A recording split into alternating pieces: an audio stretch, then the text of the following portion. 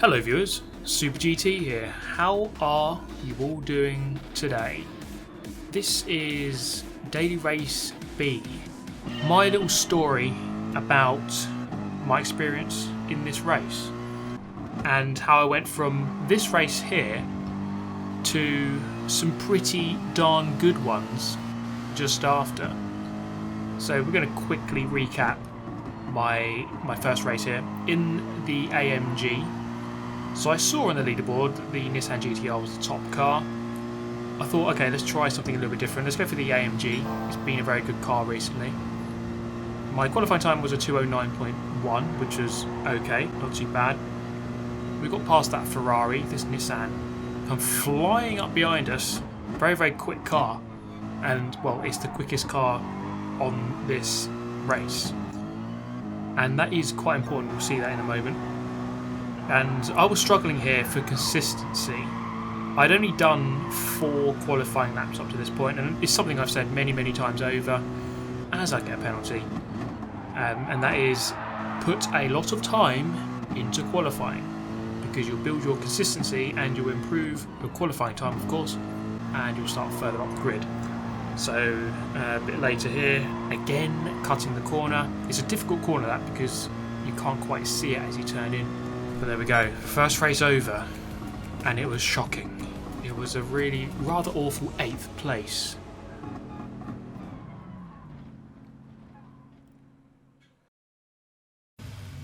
But this is where things begin to turn.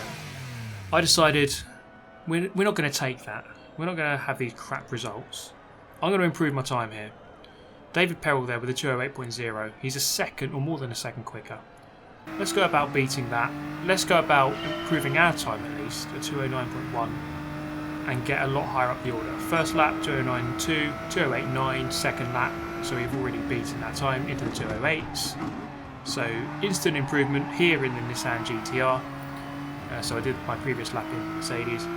And on the third lap here, looking at the delta through this turn, which is actually a very difficult corner, probably one of the hardest on the lap, I was briefly 9/10 of a second, or nearly 9/10 of a second up on my lap. So I know based on that I could do a 207 or a very low 208 at least. So there we just beat a 208.3, so a solid lap. And lap 7 now, so 15 minutes into this qualifying session. 208.1, so again we improve again, so just chipping away a couple of tenths here and there. So that was a really poor exit out of that corner, but we still improved this lap, lap 15, 208.1 again. And what are we looking at here? This is the build up then to my best lap. So I actually got a really poor exit out of the final corner. So this lap here is not going to be good. But this lap here is going to be my best one. So coming up towards turn 1, you're looking for the 100 board. There it is, onto the brakes, down to 3rd gear. You can make the most of the green on the inside. I didn't actually touch it on this occasion. But this track is characterised by being quite wide, and therefore you really do have to make the most of the track width. You have to get on the power really early. That is the crucial thing about this circuit. Braking at the 100 board here, down into 3rd gear. You can go down to 2nd and then short shift back up to 3rd to get the car to rotate a little bit. And through this section here, this is quite a tricky section. I kind of begin to migrate over to the left hand side when I see this curb here, the beginning of the curb. And at the beginning of this curb on the left here, this is where you want to start coasting into the right-hander and the left-hander, and then start braking on that other patch there. Really hook up the inside there. There's a big bump on the inside as you go through the apex of the corner before the bridge. So you can see here, I'm really just coasting. This is something I saw on the #1 time in the world. He was coasting through, and I thought that's really weird. But then when I started doing it myself, it actually really works. It keeps the car really settled, and you get a good entry line onto the bridge. Quite a long bridge, and therefore you get a lot of speed down this long straight.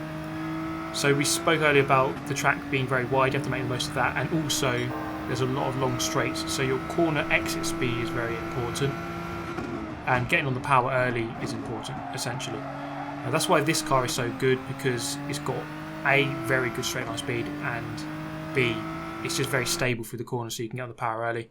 Braking just after this shadow and going up into 5th gear before the shadow going back down to 4th or 3rd gear. I'm looking for that dark shadow on the back of that barrier.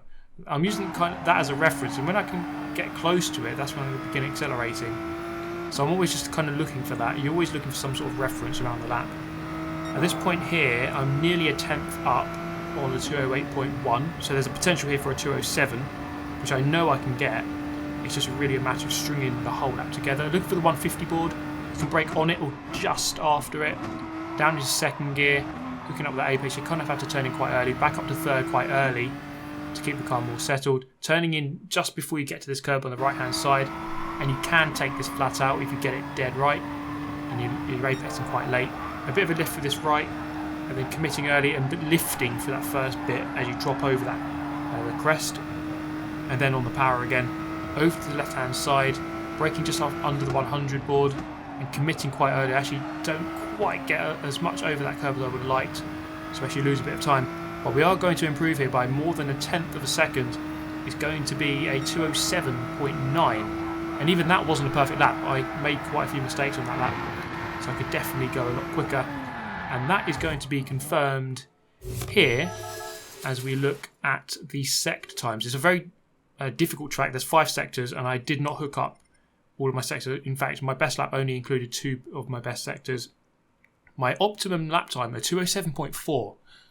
So if I had hooked everything up in one lap, I could have done a 207.4, half a second quicker than what I actually managed. But, well, let's see if that big session there can put us in a good position here. The pursuit of perfection is something we always strive for in motorsport. You're always trying to become perfect. You're always trying to improve, get the perfect lap. You're never going to get it. You're never quite going to get there. But you always strive towards it. And that big practice session there, 18 laps, more than half an hour of racing, about 35 minutes, nearly 40 minutes. That is really going to help with consistency and minimising mistakes on this race. And of course, I'm going to be on pole position quite a lot because that was a good lap. In fact, it was 4th in the world, sorry, 4th in region at the time I set it. So when I set it, I was 4th.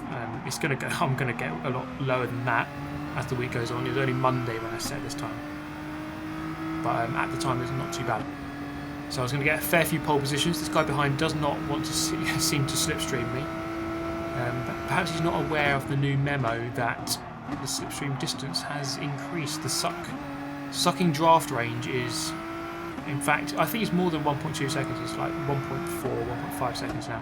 So it's quite big. A little bit wide here. But the main thing on this first lap is trying to just break the toe of the guys behind, just trying to get out of that range. And at this point here, 1.1 seconds ahead, so not quite out of it. But when you're in the lead, it's really just a case of, well, it's almost like a time trial session. Forget about the guys behind. You're just trying to lap very quickly and consistently, as I was doing in that practice session just a moment ago. In that practice session, most laps were 208s. Pretty much all of them were 208s, unless I made a big error. Most of them were 208s. A lot of them were low 208s. I think some of the times I was doing sort of 208.2, 3 or 4 laps in a row. So that consistency is most certainly there. At the end of the first lap, a gap of 1.9 seconds, nearly 2, let's cross the line. A lap later, 208.2, my faster lap, and then at the end of the third lap, 208.3, so very consistent, lap 2 and 3, and I win by 3.5 seconds, and obviously a big shout out to Discos, because at 39p, they really are powering me to victory. Look at that. Right, let's go then for race number 2. So it was actually a very simple affair here once again, from pole position, very much the same people in the lobby, and it's just a case of, once again, trying to break the toe at the end of the first lap. 2.5 seconds ahead, 2.4 seconds ahead, 2.5 seconds ahead. At the end of the race, 6 seconds ahead, and setting a 208.2 again. And my finishing time was actually only 1/10 slower than the last race, so very consistent race times as well as the lap times. Race number 3, we're going to cut this one a lot shorter. So basically I won it, yeah, 208.2 again. So the consistency is there. So we've got to make this a little bit harder for ourselves, I think. So we're going to go into the race, but we're going to choose the 4GT. The real OGs of Gran Turismo will recall when the daily races first became weekly races, the 4GT around Sainty Croix, I think it was configuration C, that was the fastest car. So let's see if that's going to be the case here. It's not going to be. The Nissan GTR is going to be the fastest, but we're going to do a couple of laps here just to test the car, see how it compares. And in fact, many of the references I was using, the braking points and the techniques like coasting through certain corners, were very much the same in this car compared to the Nissan. And it's that's the main thing that you learn really from doing a long qualifying session. You get the consistency, you learn where to brake, you learn the techniques to use for each corner, and then that carries over to different cars. You do have to drive the different cars slightly differently, of course. This one, the 4GT, tends to oversteer as you downshift, so you've got to watch out for that. The GTR is very stable, so that's why it's such a good car around here. Very stable, no drama. It's quite a big, chunky car, so there's quite a lot of downforce with it, and a lot of mechanical grip. But let's see if the 4GT can beat these other cars. So it's going to be a little bit tougher this. In that practice session I just did, I did a 208.8 and then a 208.9, so consistent, but a good 7 tenths away from what I was doing in Nissan. So that is of course going to make things a lot tougher. And when you're at the front, you don't have the slipstream, so difficult, to try to break away from the back. So through here, again, coasting. I think this car does turn a little bit better than Nissan. Maybe a little bit too much in the sense that you get oversteer when you steer quite sharply. But the coasting technique does work through there. Go behind with a 1 second penalty, that certainly helps. And you serve it at quite a bad place on this track. Some tracks, for example last week at Tokyo in the rain, you were serving your penalties going into the hairpin, so that was actually quite a good place to serve it because you needed to slow down anyway. But here, you serve it just after this corner here onto a very long straight. Probably, in fact, yeah, it's the longest straight on this track. So it's the longest flat out section. So yeah, you serve it here. That really just kills your momentum. Completely kills you. So at this point, that guy goes down the order. We try to pull away from the group. You see there, pretty much the same gap, 0.9-ish, 0.8. So they're still in the slipstream range, but I'm just using those skills again that I acquired over many years of lapping this circuit, putting them to the test here. And it's just that consistency and familiarity. You get into a flow. When you spend 40 minutes in qualifying, it's going to help. And it's actually a really good idea. It's something I definitely don't do enough. In fact, I often just jump into qualifying and just do 3 laps. But yeah, that'll do. Whatever. I'll just overtake everyone in the race, obviously. And then it never happens. You're just always at the back or crashing in the middle of the pack somewhere. So the gap there, thankfully, just went above 1.5 to about 1.6, 1.7. The two Germans behind began to fight, and that just opened up the gap, so I was free to kind of get away. And by the end of the race, I broke free and did a couple of low 209s and won the race. So good stuff there. We get another victory, 4 in a row in fact, which is good. But we're going to make things even harder for ourselves and go full Grazie Ragazzi, hopefully, in the Ferrari. So this is going to be my ultimate test. And in fact, I kept up with this guy who set a 207.6 in qualifying, so really quick. So of course, not being on pole position does change things, so this guy's very, very quick. I managed to keep up with him for the first lap, but then he just drove off into the distance, and sadly I didn't win. Sake. Sorry guys. But we move on to, this is the big race. This was the one. This is the one you've been waiting for. Can I put my skills to the test against a faster player around this track in this car? So I went back to the Nissan, and we're going to try to put our skills, put our knowledge, our years of hard graft around Sainty Croix Circuit B in Daily Race B of week beginning 7th of October 2019. Can we convert it into a sensational victory, or will I send myself to the loser realm? We shall see. So let's see how it pans out into turn 1, 2, 3. Turn 3 there. Of course I have the advantage slightly in the sense that I have the slipstream, the guy in front doesn't, so as long as I just stay in that slipstream I should be okay, even though he is technically quicker. His lap time was 0.2 faster than mine. So he got really far to the left hand side, I noticed there. So this is something I'm noting down as I'm racing here. He coasted a lot, in fact he braked through the left hand corner of the chicane before the bridge to get really far over to the left. Gives him a really good launch onto the bridge. And we mentioned it earlier, you have to get a good launch out of the corners in this car on this track because because the straights are so long and there's so many of them. So that is an absolutely crucial element of this race, your corner exit speed. And I'm not quite as brave through that one, but we're in the slipstream, so 0.56 behind, so just over half a second. Let's see how that gap comes down. It's definitely going to go down. You can see I'm really beginning to get the momentum now as we come up towards the big braking zone. So it came down to 0.2, so I gained just over 0.3, nearly 0.4 through that straight, and I didn't get a good exit. So he definitely got a better exit than I did, and I still gained 3 or 0.4. So still on his tail, just putting that pressure on. And I'm sure it's very much the same situation for this guy in front. In fact, this was the guy who won our last FIA race. If you recall back to the Fuji race we did in Group 4, it was this guy who actually came through to win, and I came second. So obviously we tried to reverse that result at least. But it's very much a familiar situation for him, I'm sure. He's probably put in a fair amount of laps in terms of qualifying. So he's definitely familiar with the circuit. But in qualifying, you don't have pressure from someone behind, so that is something he has to think about. The fact that I'm right behind him, I'm popping up into his radar.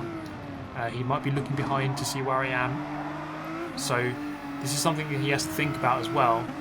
Does he have to defend? Does he have to take the normal racing line? And this is something that I'm trying to always manipulate during a race. You're trying to get people to take lines they don't want to take, and you'll see that in just a moment here as we come onto the bridge. So we both take a pretty good line there. And the thing I wanted to do here, I didn't want to just easily go to the right hand side and just try to go around the outside. I just wanted to stay through the inside and force him to go very narrow, just to take a completely different line that he wouldn't normally take. Just braking far to the left hand side, which he wouldn't normally do, just to see if he makes a mistake. And he nearly did. I mean, I didn't take that corner as good as I could have done, but it's just something there just to make him think twice and put him off. Because most of the time you're never going to enter a corner that narrow, and it's just making him think more about me than about the corners coming up. So now we've got a proper slingshot, and he doesn't defend it, which is quite strange. I was expecting him to move to the right, so I had to go to the outside. He doesn't fight it, so I'm up into the lead, hitting our braking zone, so 150 board for that corner. So I know it wasn't quite to the left hand side, which we normally would be, but still looking over to the brake boards and just braking on the 150, and that sets us into that corner nicely. So now it's roles reverse. I have to kind of race this race under pressure, but just try to remember again what I did in qualifying. Just try to hit my braking points, try to not think about him too much. I still need to check where he is, still need to make sure that if he does come for an overtake, that I block it and make sure he doesn't get past, or defend against it, should I say. And that's going to happen here. So I didn't get a good launch off that final turn. You can see he's gaining sort of the slipstream as well. So I'm not going to take the chance. I'm going to move to the inside just to make sure he doesn't get past me. Make sure I pivot on the apex. Don't take too much speed going in, just to make sure I don't go wide on the exit. I'm not sure here. I think he was kind of unsure which side to go, and he kind of got confused, and he just kind of just bumped drafted me a little bit. So I wasn't quite sure what he was doing. I think he was just a bit perplexed as to which side to go. I was expecting him to go to the right, but he tried to go to the left, I think, at the last moment. But here we go, last lap, lap number 3 of 3, in the lead, half a lap to go. So things are going to get very interesting here, especially given that we have a very long straight to contend with, and it's going to be very difficult to keep him behind. So, coming down here then, he's 0.4 behind, and it's going to go down a little bit as we come towards the end of the bridge into this left-hander. And I gained about 0.4 when I was behind him. So, in fact, he's closer than that now. So what I'm going to do here, it's very risky, but it's a tactical move. I'm going to slow down deliberately. I've backed off the throttle there, just to make sure he's right behind me, as we come onto this back straight. So he's right on my tail now, less than 2/10. And I'm going to move over to the right hand side early, just to make sure he commits to the left. So that was a completely a tactical move to back him off, to back off, to make sure that he goes to my left hand side. Because if I had just let him have the slipstream, he would have got a massive slingshot and just gone flying past me. So almost in a repeat of the last lap, I'm on the right hand side going into that corner, and then I had the inside and he can't quite get past, mainly because he didn't have the slingshot, he didn't have the slipstream. So you have to really think about that. If someone's about 5/10 or 4/10 behind you coming out of that corner, they're just going to really gain on you quite a lot. But if they're only 1/10 behind you coming out of that corner, they can't get that extra momentum to go past you. And that was actually it turned out to be quite a good defensive move to actually back off a little bit to make sure that he didn't get the slingshot. And ultimately, we're going to win the race as a result. Get in there, Lewis. So I'm pretty pleased with that, to be honest. A good display of consistent racing, and at the same time a bit of tactics thrown in there as well. So just to really cap that one off, it was a good mix of speed but tactics as well. So a bit of defending, a bit of attacking. So I really enjoyed that last race, and there's a lot of respect shown as well. So there we go, 5th victory, 6 clean races in a row. I do hope you've enjoyed the video. As always, please do let me know your thoughts. And of course, again, a big shout out to all the patrons and channel members, and of course for everyone for watching the videos. Thank you so much for watching, everyone. I'll see you next time. Goodbye.